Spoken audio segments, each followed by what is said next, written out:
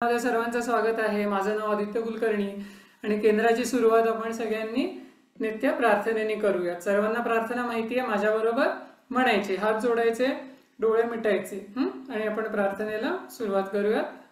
ओम नमो जी आद्या वेद प्रतिपाद्या जय जय स्वसंवेद्या आत्मरूपा. ओम नमो जी गणनायका सर्वसिद्धी फळदायका अज्ञान भ्रांती छेदका बोधरूपा वक्रतुंड महाकाय सूर्यकोटी समप्रभ निर्विघ्नं कुरु मे देव सर्वकार्येषु सर्वदा. या कुंदेन्दु तुषारहारधवला या शुभ्रवस्त्रावृता या वीणावरदण्डमण्डितकरा या श्वेतपद्मासना या ब्रह्माच्युतशङ्करप्रभृतिभिः देवैः सदा वन्दिता. सा मां पातु सरस्वती भगवती निःशेषजाड्यापहा. सर्वमङ्गलमाङ्गल्ये शिवे सर्वार्थसाधिके शरण्ये त्र्यम्बके गौरी नारायणी नमोऽस्तुते. अखण्डमण्डलाकारं व्याप्तं येन चराचरं तत्पदं दर्शितं येन तस्मै श्रीगुरवे नमः. ओम. छान. प्रार्थनेने आपण सुरुवात केली आहे. तिकडनं आपण उपासनेकडे जातो. उपासनाच असते प्रार्थना म्हणजे. सर्वांनी थोडंसं लक्ष देऊन ऐकावं. लक्ष देऊन का ऐकायचं? तर लक्ष देऊन ऐकलं की परत परत आपल्याला म्हणजे आपलं आपण जेव्हा करतो की नाही तेव्हा नीट करता येतं. तर उपासना आपण खरं तर बघितली आहे, पण आज आपल्या केंद्रामध्ये ना काही नवीन जण आलेत बरं का, आणि छोटे पण आहेत, प्रथम पण आले आहेत. छान वाटतंय मला त्यांना बघून. आणि थोडंसं नीट लक्ष देऊन उपासना जर केली तर ही ना आपल्याला अभ्यासामध्ये, खेळामध्ये आणि मुख्यतः म्हणजे आपल्या आयुष्यामध्ये खूप उपयोगी ठरते.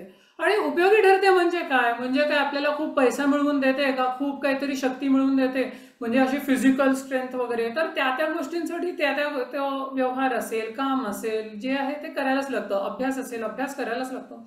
पण कुठल्या वेळेस काय केलं पाहिजे हे समजण्याची एक आंतरिक जाणीव लागते. आंतरिक म्हणजे काय? आतमधून आपल्याला कळायला पाहिजे की आपण कुठे आहोत, त्यावेळेस काय केलं पाहिजे, कसं वागलं पाहिजे. तर हे सगळं जे अंडरस्टँडिंग आहे की नाही, तर जर आपल्याला स्वामीजींनी दिलेली नित्य उपासना जर आपण केली ना, की योग्य वेळेस योग्य गोष्ट करण्याची प्रेरणा आपल्यालाच आतमधून मिळत जाते. आणि दिस इज व्हेरी इम्पॉर्टंट बरं का. नाहीतर आपण बघतो गडबड काय होतं, अभ्यासाच्या वेळेस खेळ, खेळाच्या वेळेस अभ्यास, मग नाहीतर खूप वेळाने अभ्यासाला बसलं की पिक्चर, मग पिक्चरच्या वेळेस परीक्षा, असं सगळं नको नको त्यावेळेस नको नको ते आपल्याला आठवायला लागतं, सुचायला लागतं. आणि मग सगळ्या आपल्या ब्रेनमध्ये फुल कन्फ्युजन व्हायला लागतं. ते ब्रेन टीजर आशुतोष दादा घेतो की नाही, घेईल आजपणे, तसं पूर्ण कन्फ्युजन की अरे काय चाललंय असं व्हायला लागतं. तर तसं होऊ नये म्हणून नित्य उपासना. आणि नित्य म्हणजे काय? नित्य म्हणजे रेग्युलर आणि कन्सिस्टंटली जी करायची आहे ती उपासना. नेटकीच आहे, थोडीच आहे, आपण ती छान बघूयात. आज थोडासा आपल्या केंद्रात सुरुवातीला उशीर झालाय, काही टेक्निकल इश्यूज चालू होते, पण हरकत नाही. आपली नित्य उपासना नेहमीप्रमाणे आपण सुंदर पद्धतीने करूयात, उत्साहाने करूयात. तर काय करायचं? तर मूळ उपासना आपली ध्यान उपासना. मग ह्या ध्यानाकडे येताना थोडंसं मन शांत लागतं, म्हणून आपण थोडंसं ओंकार म्हणजे गायत्री मंत्र आधी आणि मग दीर्घ ओंकार 3 वेळा असं आपण म्हणणार आहोत. त्रिपदा गायत्री मंत्र माझ्या बरोबरच तुम्ही पण म्हणायचे आपापल्या ठिकाणी. फक्त हे सगळं करताना ताड बसलं पाहिजे बरं का. तुम्हाला आता मला आसन तर आज दाखवता येणार नाही, हरकत नाहीये, पण ताड बसलं पाहिजे. थोडेसे खांदे मागे ठेवले पाहिजे. एकदम असे मागे करून छाती पुढे करून नाही बसायचं. असं बसलं तर काय होईल? पाड दुखायला लागले आणि थोड्याने असं पडायला होईल. तसं नाही करायचं. थोडेसे खांदे मागे, छान ताड बसायचं. दोन्ही हात जे आहेत ते आपल्या मांडीवरती ठेवून द्यायचे. खुर्चीवर आपण बसलो असतो तर पाय खाली सोडायचे. शक्यतो आसनावरती बसावं. मी पुढच्या वेळेस एकदा आसन दाखवेन किंवा जे कोणी ताई दादा घेतील ते आसन दाखवतील. आणि मेन गोष्ट काय लक्षात घ्यायची आहे बघा, काय समजून घ्यायचा प्रयत्न करा. कारण डोळे मिटलेले आहेत. डोळे मिटून आपल्या दोन्ही भोवळ्यात की नाही, त्या दोन्ही भोवळ्यांच्या मध्यभागी म्हणजे जिथे गंध लावतात मुलं किंवा मुली कुंकू लावतात, तर तो जो भाग आहे त्याला सेंटर ऑफ परसेप्शन किंवा सेंटर ऑफ द फोरहेड, साधारण सेंटर ऑफ अर फोरहेड असतं ते, थोडासा खालचा भाग, आणि भ्रूमध्य असं म्हटलं जातं त्याला.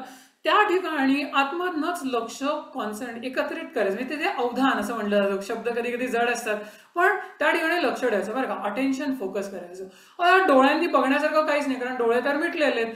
पण डोळे मग शांतपणे मिटलेले आहेत, कुठे वळवायचे वगैरे नाहीत, आतमध्ये काही चित्र नाही, काही नाही, काही नाही. पण कॉन्सन्ट्रेशन, अटेन्शन हा योग्य शब्द आहे. अटेन्शन आपलं सेंटर ऑफ द फोरहेडच्या ठिकाणी ठेवायचं आणि त्या ठिकाणी लक्ष ठेवून काय करायचं, आपला श्वास नॉर्मल आपण घेत असतो, श्वास घेताना मनामध्ये ओम असं मनामध्ये म्हणायचं, जोरात नाही म्हणायचं, आणि श्वास सोडताना पण मनामध्ये ओम असं म्हणायचं. आणि ओम म्हणताना ओम म्हणजेच बाप्पा, ईश्वर हे लक्षात घ्यायचं. आणि त्याबरोबर जे मनामध्ये भाव निर्माण होतो त्या भावाला धरून ओम हा नाममंत्र आहे. तो ओम हा मंत्र म्हणताना भ्रूमध्यामध्ये ह्या ठिकाणी सेंटर ऑफ द फोरहेडच्या तिथे लक्ष ठेवून श्वासावरती श्वास घेताना ओम, श्वास सोडताना ओम असा मंत्र त्या ठिकाणी चालवायचा आहे. आणि त्या मंत्रामागे ईश्वर, देव, बाप्पा असा भाव आपल्या चित्तामध्ये धरून त्या सहित तिथे शांतपणे ओंकार ध्यान असं करायचंय. म्हणजे काय, तो भाव मनामध्ये धरून ओम हा नाममंत्र श्वास घेताना ओम, श्वास सोडताना ओम असं म्हणत तिथे थोड्या वेळ शांत बसायचं. हो, खूप विचार यायला लागतात, काय काय काय काय आठवतं, सोडून द्या ना, टेन्शन नका घेऊ.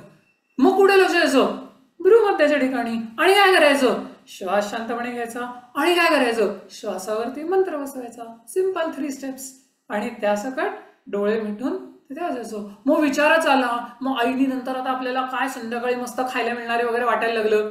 सोडून दे, थोड्या वेळाने खायचंच आहे, हो की नाही, थोड्या वेळाने धमाल करायचीच आहे. बाहेर एकदम पाऊस पडायला लागला, पडू दे पाऊस, हरकत नाहीये. तो पाऊस आपल्या ब्रेनमध्ये, आतमध्ये, मनामध्ये कशाला पडला पाहिजे आता, नंतर जाऊ भिजायला, खेळायला, हो की नाही. असं थोडंसं स्वतःलाच सोडून द्यायचं, त्याच्या मागे धावायचंच नाही आणि नाममंत्रासहित छान बसायचं. ओके, तर हे ध्यानाची प्रोसेस आहे. थोडंसं समजून घ्यायचं, रोज स्वतःच रिवाईज करायची, हळूहळू आपली परफेक्ट व्हायला लागते आणि कळायला लागतं आपल्याला. तर ती आपण थोडीशी समजून घेतली तर छान. आपण उपासनेकडे जसं हळू आपण काय करूयात, सुरुवात कशाने करूयात, तर गायत्री मंत्र, त्रिपदा गायत्री मंत्र माझ्या बरोबरच म्हणायचं आहे. त्रिपदा म्हणजे त्याच्यामध्ये 3 वेळा ओंकार येतो, सर्वांना माहिती आहे.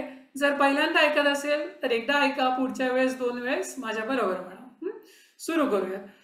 ओम भूर्भुवस्वः ओम तत्सवितुर्वरेण्यं भर्गो देवस्य धीमहि धियो यो नः प्रचोदयात्. ओम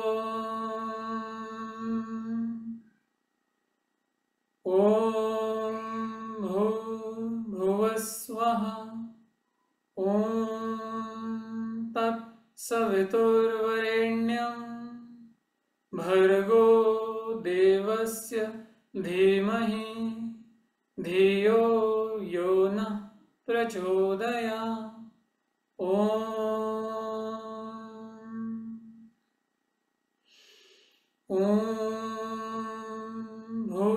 भूर्भुवस्वः ओम तत्सवितुर्वरेण्यं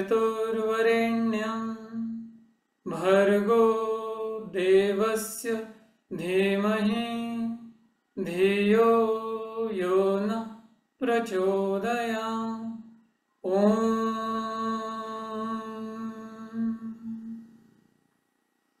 आता आपण 3 वेळा दीर्घ ओंकार म्हणणार आहोत. एकदा डीप ब्रेथ घ्यायचा.